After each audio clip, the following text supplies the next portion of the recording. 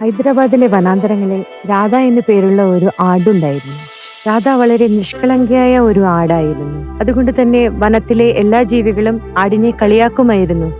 ഒരു ദിവസം രാധ തന്റെ അമ്മയോടൊപ്പം പുല്ല് തിന്നുകയായിരുന്നു. അമ്മേ, ഈ ആടുകളുടെ ആയുസ് എത്ര ഉണ്ടാവും? അപ്പൊ നമ്മളുടെ ഭാഗ്യം ഈശ്വരനാണോ നിശ്ചയിക്കുന്നത്? നമ്മുടെ ഭാഗ്യം ഭഗവാനല്ല, വേറെ ആരോ ആണ് നിശ്ചയിക്കുന്നത്.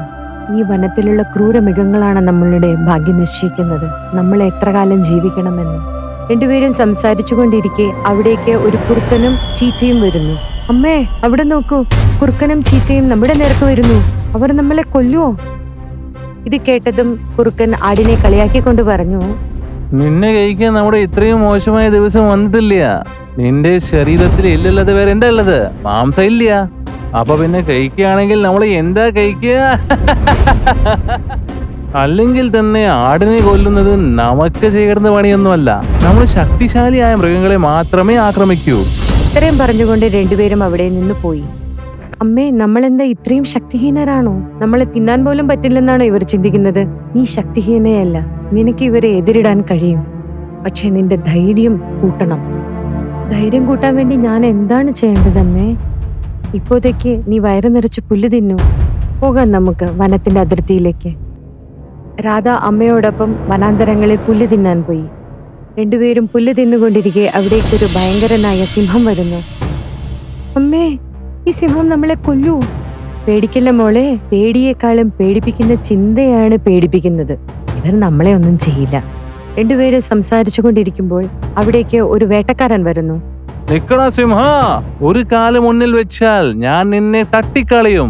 നമുക്ക് നിന്നെ ജീവനോട് പിടിക്കണം. പക്ഷെ നീ ഓടിയാൽ നമുക്ക് നിന്നെ ആക്രമിക്കേണ്ടി വരും. അമ്മേ, വാ, നമ്മൾ ഓടിപ്പോവാം. ഇല്ല, നമ്മൾ ഈ വേട്ടക്കാരെ എതിരിടും.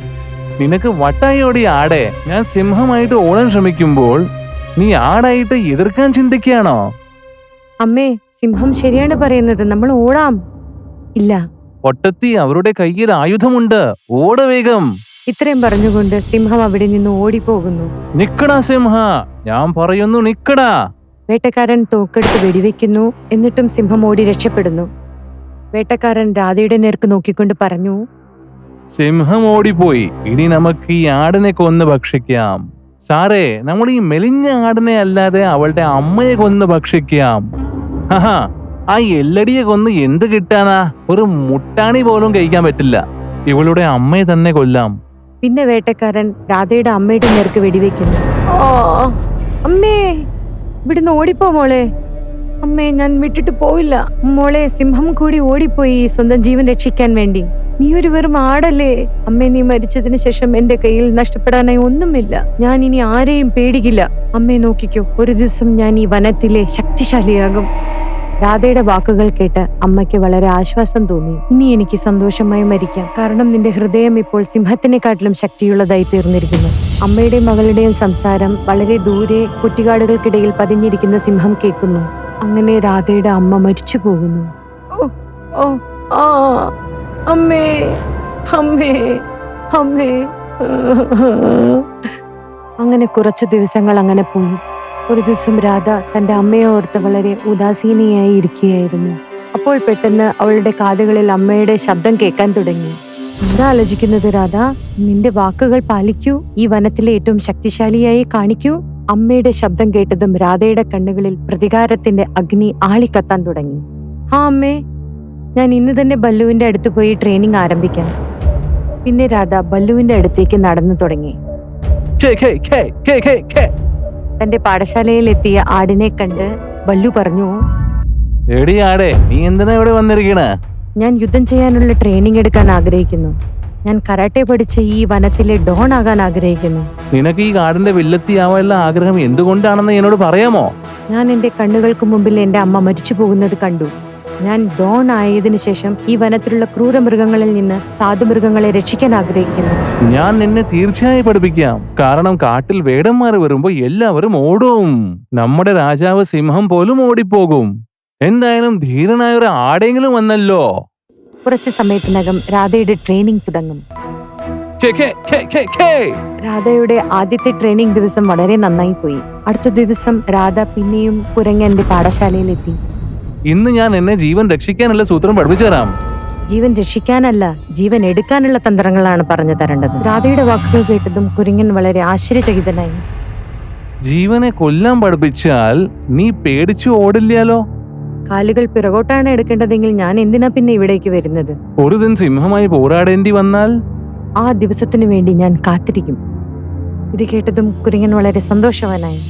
ശരി, നാ പിന്നെ കേക്ക്. ഇനി ഞാൻ എന്നെ ആക്രമണ തന്ത്രം പഠിപ്പിക്കാം. എങ്ങനെ പോരാടണമെന്നും എങ്ങനെ ഒളിക്കണമെന്നും, എപ്പോ നോക്കണം, എപ്പോ ശാന്തമായിരിക്കണം, അതല്ലാതെ സിംഹത്തിനെ പോലെ എപ്പോ ആക്രമിക്കണം. ഞാൻ റെഡിയാണ് സർ. ഇനി ഒരു കാര്യം നീ ഓർമ്മ വയ്ക്ക്, ആരെയും പേടിക്കരുത്. കാരണം ഏതൊരു മൃഗത്തിന്റെയും ഭീതി മാറുമ്പോൾ അത് സിംഹത്തിനേക്കാൾ ഭീകരമായി മാറുന്നു. യെസ് സർ, ഞാൻ ഇനി ആരെയും പേടിക്കില്ല. കാരണം സിംഹത്തിന്റെ അടുത്ത് നഖങ്ങളുണ്ടെങ്കിൽ എന്റെ അടുത്ത് അതിനേക്കാളും ശക്തമായ കൊമ്പുകളുണ്ട്. ഇന്ന് രാധയുടെ ട്രെയിനിങ് തുടങ്ങി. കുറച്ച് മാസങ്ങളുടെ ട്രെയിനിങ്ങിന് ശേഷം രാധ ഇപ്പോൾ ഒരു സൂത്രശാലിയായി മാറി. സർ, ഇനി ഞാൻ ആരോട് വേണമെങ്കിലും യുദ്ധം ചെയ്യാൻ തയ്യാറാണ്. രാധ ഇപ്പോൾ വളരെ ധൈര്യവതിയായിരുന്നു. ഇപ്പോൾ അവൾ ഇരയല്ല, വേട്ടക്കാരോട് എതിർത്ത് നിൽക്കുന്ന ധൈര്യവതിയായി മാറി. ഒരു ദിവസം രാധ വനത്തിലൂടെ നടന്നു പോവുകയായിരുന്നു. അപ്പോൾ അവൾ കണ്ടതെന്താണെന്നോ? ഒരു മുയൽ വളരെ ദയനീയ അവസ്ഥയിൽ നിലത്ത് കിടന്ന് വിറയ്ക്കുന്നു. മുയലിന്റെ മുമ്പിൽ ചീറ്റയും കുറുക്കനും നിൽക്കുന്നുമുണ്ടായിരുന്നു. എന്നെ കൊല്ലല്ലേ, എന്നെ കൊല്ലല്ലേ. നിന്നെ വിട്ടു കളഞ്ഞാൽ നമ്മൾ എന്താണ് ഭക്ഷിക്കുക? എടാ അളിയ, ഒരുപാട് ദിവസമായി ഒരു കുറുക്കനെ കഴിക്കാൻ ആഗ്രഹിച്ചതാ, പിന്നെ എങ്ങനെടാ നിന്നെ വിട്ടുകളയാ? രണ്ടുപേരും ചേർന്ന് ആ മുയലിനെ കൊല്ലാൻ നടന്നെടുക്കുമ്പോൾ അവിടേക്ക് രാധ ആട് എത്തിച്ചേരുന്നു. അവിടെ നിൽക്കൂ, ജീവനിൽ കൊതിയുണ്ടെങ്കിൽ ഈ നിമിഷം തിരിച്ചു പോകൂ. നിന്റെ ജീവിതം എനിക്ക് പ്രിയനല്ലാന്നാ എനിക്ക് തോന്നുന്നു. എടി ആടേ, നിനക്കെന്താ വട്ടായോ? എന്തുകൊണ്ടാണ് നീ മരണത്തിനെ ആമന്ത്രിക്കുന്നത്? ചിലപ്പോൾ നിനക്കറിയില്ലായിരിക്കും, ഞാൻ ആ പഴയ ആടല്ല. അതിന്റെ വേട്ട അനായാസേന നീ ചെയ്തിരുന്നല്ലോ. ഇപ്പൊ ഞാൻ നിന്നെ ആക്രമിക്കാൻ റെഡിയാണ്. നിന്നെ പോരിടാൻ നമുക്ക് ഇത്രയും മോശമായ ദിവസം വന്നോ? ഇവിടെ ഒരുപാട് സംസാരിക്കുന്നു, ആദ്യം ഇവളെ ശരിയാക്കാം. ഇത്രയും പറഞ്ഞുകൊണ്ട് കുറുക്കനും ചീറ്റയും രാധയുടെ നേർക്ക് ആക്രമിക്കുന്നു. പക്ഷെ രാധ വളരെ അതിശക്തമായി അവരെ നേരിടുന്നു. അങ്ങനെ രാധ തനിയെ ആ ചീറ്റയും കുറുക്കനെയും അവിടെ നിന്ന് ഓടിച്ചു വിട്ടു. രണ്ടുപേരും ഭയചകിതരായി ഓടിപ്പോയി. ഈ കാര്യം വനത്തിലെമ്പാടും പരന്നു. ആന സഹോദര, നീ കേട്ടോ? രാധ ആട് തനിയെ ചീറ്റയും കുറുക്കനെയും തോൽപ്പിച്ചു. ആഹാ, ഇവള് ശരിക്കും ധീരയായ ഒരു ആടാണല്ലോ. ഇനി എന്റെ നേർക്ക് ആക്രമണം ഉണ്ടായാൽ ഞാൻ ഓടിപ്പോകും രാധ ആടിന്റെ അടുത്ത്. അങ്ങനെ കാണെ രാധയുടെ ധൈര്യത്തെപ്പറ്റി വനത്തിലെമ്പാടും ചർച്ചയായി തുടങ്ങി. അടുത്ത ദിവസം ആന ഈ ആടിന്റെ ധൈര്യത്തെക്കുറിച്ച് സിംഹത്തിനോട് സംസാരിക്കുകയായിരുന്നു. മഹാരാജാവേ, എനിക്ക് തോന്നുന്നു ഇനി അങ്ങയുടെ സിംഹാസനവും അപകടത്തിലാണ്. നീ എന്ത് പൊട്ടത്തര വിളമുന്നാണേ? സംഭവം ചിന്തിക്കേണ്ടതാണ്. സാധാരണമായ ഒരു ആട് ഇന്ന് ഭീകരമായിരിക്കുന്നു. ഏത് പ്രാണിയെയും തോൽപ്പിക്കൽ ശക്തി അവളുടെ പക്കലുണ്ട്. എന്തേ? അവളെ എത്ര പൊക്കി പറയാൻ അവളെ എന്ത് ചെയ്തു? മഹാരാജാവേ, അവൾ ഒറ്റയ്ക്ക് ചീത്തയും കുറുക്കനെയും തോൽപ്പിച്ചു കളഞ്ഞു. അവൾ ഇത്രയും ശക്തിശാലിയാണോ? അതെ മഹാരാജാവേ, അവൾക്ക് എന്നെയും തോൽപ്പിക്കാൻ പറ്റോ? നിങ്ങളെ മാത്രമല്ല, എന്നെയും അവള് തോൽപ്പിക്കാൻ പറ്റും മഹാരാജാവേ. പക്ഷെ അവൾക്ക് ഇത്രയും ശക്തി എവിടുന്ന് ലഭിച്ചു? ആ ബല്ലു കുരങ്ങനുണ്ടല്ലോ, അവനാണ് ഇവളെ പഠിപ്പിച്ചിരിക്കുന്നത്. ഇത് കേട്ടതും സിംഹത്തിന് വളരെയധികം ദേഷ്യം വന്നു.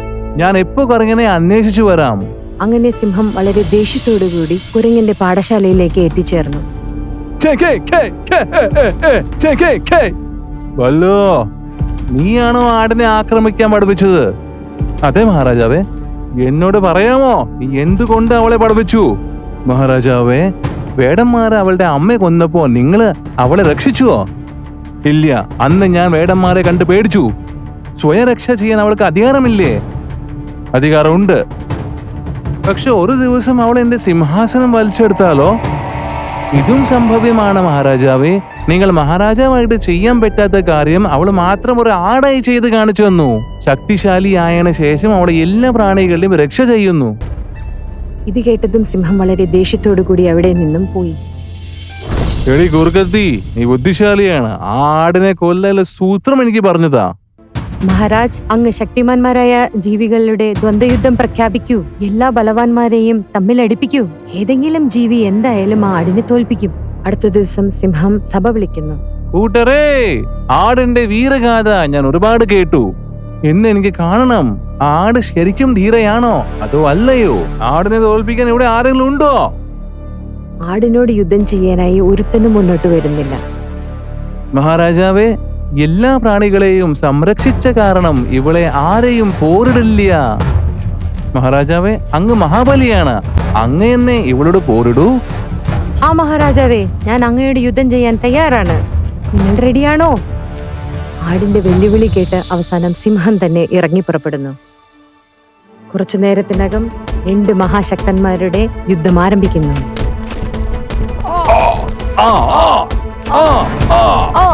രണ്ടുപേരുടെയും നടുവിൽ അതിശക്തമായ യുദ്ധം ആരംഭിക്കുന്നു. യുദ്ധത്തിൽ ചില സമയം സിംഹം നിലം പതിക്കുമ്പോൾ ചില സമയം ആട്. അങ്ങനെ ആട് അവസാനം സിംഹത്തിനെ തോൽപ്പിച്ചു. കാട്ടിന്റെ നിയമപ്രകാരം യുദ്ധത്തിൽ ജയിച്ചവനാണ് രാജാവ്. അതുകൊണ്ട് ഞാൻ രാധയ്ക്ക് സിംഹാസനം ഏൽപ്പിക്കുകയാണ്. ഇന്നു മുതൽ ആടായിരിക്കും ഈ കാട്ടിന്റെ രാജ്ഞി. ഇല്ല മഹാരാജാവേ, രാജാവ് അങ്ങ് തന്നെയായിരിക്കും. എനിക്ക് അങ്ങയെ ഓർമ്മിപ്പിക്കണമായിരുന്നു. അങ്ങ് രാജധർമ്മം പാലിക്കൂ. ആ വേട്ടക്കാരിൽ നിന്നും അങ്ങയ്ക്ക് എന്റെ അമ്മയെ രക്ഷിക്കാനായില്ല. ഞാൻ ആഗ്രഹിക്കുന്നത് എന്തെന്നാൽ ഇന്നു മുതൽ അങ്ങ് എല്ലാ ജീവികളുടെയും രക്ഷ ചെയ്യണം. ആടിന്റെ വാക്കുകൾ കേട്ടപ്പോൾ സിംഹത്തിന് തന്റെ തെറ്റ് മനസ്സിലായി. എനിക്കിനി തെറ്റ് മനസ്സിലായി. പക്ഷെ ഇന്ന് ഞാൻ നിങ്ങൾക്കൊരു വാക്ക് തരാം. ഞാൻ എപ്പോഴും നിങ്ങളെ എല്ലാവരെയും സംരക്ഷിക്കാം. ഇത് കേട്ട് എല്ലാവരും സന്തോഷിക്കുന്നു. ഇന്ന് ഞാൻ ഈ ആടായ രാധയ്ക്ക് ധീരയായ ഒരു ആടിന്റെ ഉപാധി നൽകുന്നു. കാട്ടിന്റെ രക്ഷാമന്ത്രിയാക്കി മാറ്റുന്നു. ഷേർ സിംഗ് കി ജയ്. ഷേർ സിംഗ് കി ജയ്. ധീരയായ ആടിന്റെ ജയ്. ധീരയായ ആടിന്റെ ജയ്. അങ്ങനെ ധീരയായ ആട് വനത്തിന്റെ രക്ഷാമന്ത്രിയാവുന്നതോടുകൂടി എല്ലാ മൃഗങ്ങളും വളരെ സംരക്ഷരായി സന്തോഷമായി ജീവിക്കുന്നു. ഇപ്പോൾ വനത്തിൽ എല്ലായിടത്തും സന്തോഷമാണ്. വൈകുന്നേരം കാട്ടിൽ ശാന്തമായ അന്തരീക്ഷത്തിൽ ചമേലിയാട് തന്റെ മകനോടൊപ്പം നടക്കാനായി ഇറങ്ങി. അമ്മേ, കണ്ടോ, ഒരിക്കൽ ഞാൻ വളർന്ന് ഈ കാടിന്റെ രാജാവാകും. അതെ മോനെ, നീ എന്റെ സിംഹക്കുട്ടിയാണ്. പെട്ടെന്ന് കുറ്റിക്കാട്ടിൽ നിന്നും ഒരു സിംഹം പുറത്തു വന്നു. അതെയോ, നിനക്ക് എന്റെ സ്ഥാനം വേണമല്ലേ? ആടേ, നീ നിന്റെ ഇത്തിരി കുഞ്ഞിനെ രാജാവാക്കാൻ ശ്രമിക്കുകയാണോ?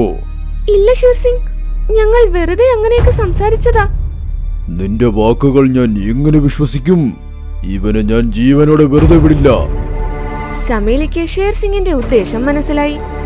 അതുകൊണ്ടവൾ ഉറക്കെ അലറി തന്റെ മകനോട് പറഞ്ഞു, ഓടിക്കോ മിട്ടു, ഇയാൾ നിന്നെ കൊന്നുകളയും. ഓടിക്കോ മോനെ. മിട്ടു തന്റെ ജീവൻ രക്ഷിക്കാനായി ഓടി. ഷേർ സിംഗും അവന് പിന്നാലെ ഓടി. എന്റെ മകന്റെ ജീവൻ രക്ഷിക്കാൻ വേണ്ടി ഞാനിന്ന് സിംഹത്തോട് പൊരുതും. ചമേലി തന്റെ മകനെ രക്ഷിക്കാനായി ഓടി. അവിടെ ഷേർ സിംഗ് വേഗത്തിലോടി മിട്ടുവിനെ പിടികൂടി. എന്നെ വെറുതെ വിടൂ രാജാവേ, എന്നെ വിട്ടേക്കൂ. ഇന്ന് ഞാൻ നിന്നെ വെറുതെ വിട്ടാൽ നീ നാളെ രാജാവാകാൻ വേറെ മാർഗം നോക്കും. അതുകൊണ്ട് നീ മരിച്ചേ പറ്റൂ. അങ്ങനെ പറഞ്ഞു ഒറ്റയടിക്ക് ഷേർ സിംഗ് മിട്ടുവിനെ കൊന്നു. ആ കാഴ്ച ദൂരെ നിന്ന് ചമേലിയും കണ്ടു. ഷേർ സിംഗ്, നീ എന്റെ മകനെ കൊന്നത് വലിയ തെറ്റായി പോയി. ഞാൻ നിന്നെ ജീവനോടെ വിടില്ല. ചമേലി ഷേർ സിംഗിനോട് പകരം വീട്ടാൻ തീരുമാനിച്ചു. അടുത്ത ദിവസം സഹായം പ്രതീക്ഷിച്ച് അവൾ കാലു ചെന്നായുടെ അടുത്ത് പോയി. നീ ഷേർ സിംഗിനോട് പ്രതികാരം ചെയ്യാൻ പോകുവാണോ? അതേ കാലു. എന്നാൽ നീ എങ്ങനെ പ്രതികാരം ചെയ്യും? അവൻ വലിയ ശക്തിശാലിയല്ലേ? അതുകൊണ്ടാ നിന്റെ അടുത്തേക്ക് വന്നത്. അവനോട് എങ്ങനെ പ്രതികാരം വീട്ടാമെന്ന് നീ എനിക്ക് പറഞ്ഞതാ. ശരി, എന്നാൽ കേട്ടോ, ഷേർ സിംഗിന്റെ ശക്തി ഒരു കറുത്ത കല്ലിലാണ്. ആര് ആ കല്ല് നശിപ്പിക്കുന്നോ ശക്തി അവർക്കുള്ളിൽ വരും. എന്നുവെച്ചാ ഞാൻ ആ കല്ല് തകർത്തു കഴിഞ്ഞാൽ ഷേർ സിംഗിന്റെ മുഴുവൻ ശക്തി എന്നിലേക്ക് വരുമോ? എന്നാൽ വേഗം പറ, ആ കറുത്ത കല്ല് എവിടെയാ? നർമ്മദ നദിയുടെ അപ്പുറത്തുള്ള ഗുഹയിൽ. ഞാൻ ഇപ്പോൾ തന്നെ അവിടേക്ക് പോകുകയാ. പോ. എന്നാൽ ഒരു കാര്യം ഓർമ്മയിലിരിക്കട്ടെ, നദിയിൽ ക്രൂരന്മാരായ മുതലകളൊക്കെ ഉണ്ട്. കാലു മുതലകളെ കുറിച്ച് സംസാരിക്കുകയായിരുന്നു. അപ്പോൾ ഹരിയാന അവിടേക്ക് വന്നു. ചമേലി, നീ മുതലെ കുറിച്ച് ഓർത്ത് വിഷമിക്കണ്ട, ഞാൻ നിന്റെ കൂടെ വരാം. എന്താ, നീ നിന്റെ തോളിൽ കയറ്റി എന്നെ അപ്പുറത്തേക്ക് കൊണ്ടുപോകുമോ? നിന്റെ മകനെ കൊന്നവനെ വെറുതെ വിടാൻ പാടില്ല. അങ്ങനെ ചമേലിയെ തോളിലേറ്റി ആന ആടിനെ അപ്പുറത്തെ കരയിലേക്ക് എത്തിച്ചു. കുറച്ചു നേരത്തിനുള്ളിൽ രണ്ടുപേരും ഗുഹയുടെ അടുത്തേക്ക് പോയി. അവിടെ വേറെ ഒരു സിംഹം നിൽക്കുന്നുണ്ടായിരുന്നു. നീ വന്നത് നന്നായി ചമേലി. ഞാൻ നിന്നെ കാത്തു നിൽക്കുകയായിരുന്നു. എന്നെ കാത്തിരിക്കുകയോ? എന്നാൽ നിങ്ങൾ ആരാണ്? നിന്നെ പോലെ എനിക്കും ഷേർസിംഗിനോട് പ്രതികാരം ചെയ്യണം. അവൻ എന്റെ അമ്മയെ കൊന്നുകളഞ്ഞു. ശരി, അപ്പോൾ രണ്ടുപേർക്കും ചേർന്ന് ഷേർസിംഗിനോട് പ്രതികാരം ചെയ്യാം. നീ വാ, വന്ന് നിന്റെ കൈകൊണ്ട് ആ കറുത്ത കല്ല് തകർക്ക്. തകർക്കാം, പക്ഷേ നിങ്ങളൊരു ഉത്തരം തരണം. നിങ്ങൾ ചമേലിയേക്കാൾ ശക്തിശാലിയാണ്. നിങ്ങളാണ് ഇവിടെ ആദ്യം വന്നതും. നിങ്ങൾക്കെന്തുകൊണ്ട് കല്ല് തകർത്തുകൂടാ? കാരണം ഈ കല്ല് ഒരു സ്ത്രീ വേണം തകർക്കാൻ. അതുകൊണ്ട് ഞാനൊരു സ്ത്രീയെ നോക്കി നിൽക്കുകയായിരുന്നു. അപ്പോൾ ചമേലി വന്നു.